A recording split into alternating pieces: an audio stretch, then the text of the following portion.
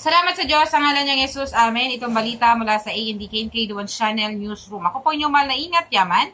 Mala Pastora Maylin Gasmiticalo mula po dito sa templo ng ANDKNK sa Green Valley, Bacoor, Cavite.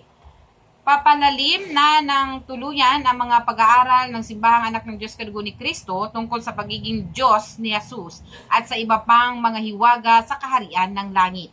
Ipinapakita ito ng mga pag-aaral na kanilang ginagawa sa Aklat ng Mga Gawa ngayong buong linggo ng ika-12 ng Hulyo 2025 hanggang ika-16 ng Hulyo 2025. Pagtuturo na sa paggamit ng kapangyarihang bigay ni Jesus ang paksa. Partikular na pag-aaralan sa linggong ito ang mga gawa 3:1 hanggang 10. Ipinaliliwanag sa kalatas ng mahal na LD ang paraang itinuturo ni Simon Pedro kung paano gagamitin ang pangalan ni Jesus sa paggawa ng mga himala at kababalaghan.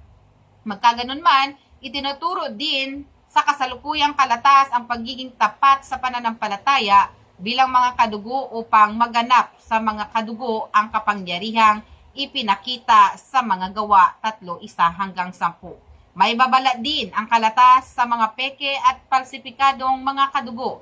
Dadambahin at lulundagin sila ng masasamang espiritu kung gagamitin nila ang pangalan ni Jesus sa anumang bagay. Ito ang balita mula sa ANDKNK Duan Channel at ako inyong mahal na ingat, yaman.